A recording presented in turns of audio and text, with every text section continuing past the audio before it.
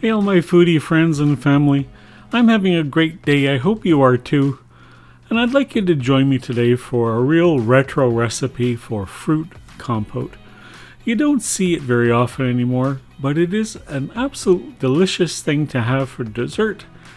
And we start off in a deep skillet with a couple of tablespoons of sweet butter. I know, it's saturated fat, but this is a one-time thing. I'm using a cup of brown sugar. You can use any kind of brown sugar. If you happen to have the coconut palm sugar, that's even better. I'm adding a half a teaspoon of cinnamon. You can use pumpkin pie spice for this as well. It's just delicious. Cloves, nutmeg, cinnamon, classic combination for this recipe. And we're just cooking the brown sugar and butter together to make kind of a caramel.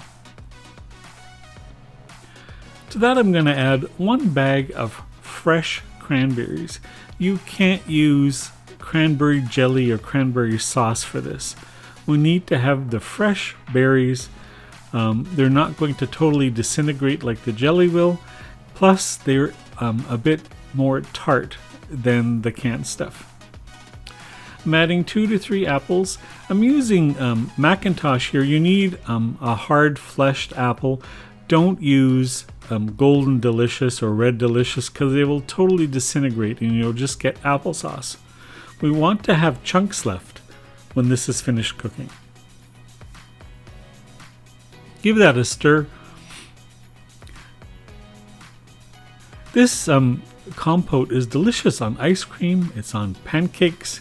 You can use it in crepes. It's really, really good and long overdue to be revived. I'm adding 2 to 3 Mandarin Oranges in segments and 1 tablespoon of lemon juice.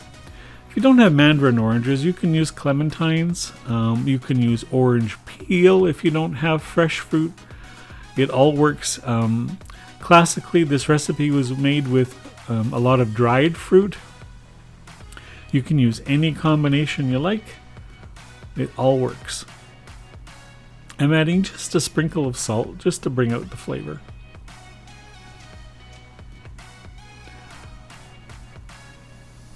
I'm going to cover this pan and I can't tell you how many minutes this is going to braise for. You'll just have to keep an eye on it. We don't want it totally mushy, but we don't want it hard either. So keep an eye. It's almost like kind of making jam. Oh, excuse me.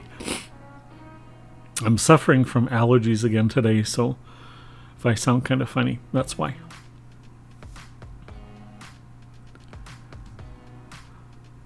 So there it is finished. Traditionally, at the very end of the cooking cycle, you can add a sprinkle of vanilla or a tablespoon or so of dark rum and just stir it long enough to get the alcohol out. There it is, finished. Doesn't it look good? It's absolutely delicious on any kind of pancake or crepes. It's great on ice cream. It's just yummy and not used very often anymore. It's kind of gone out of favor. Everyone's using chocolate sauce and butterscotch sauce now instead. But it is absolutely delicious. It's very festive for the holidays. Give it a try. If you like the recipe, I'd love it if you'd subscribe to the channel. Just love to have some more foodies here with me. Thanks for stopping by for another retro recipe that warms your soul. See you next time.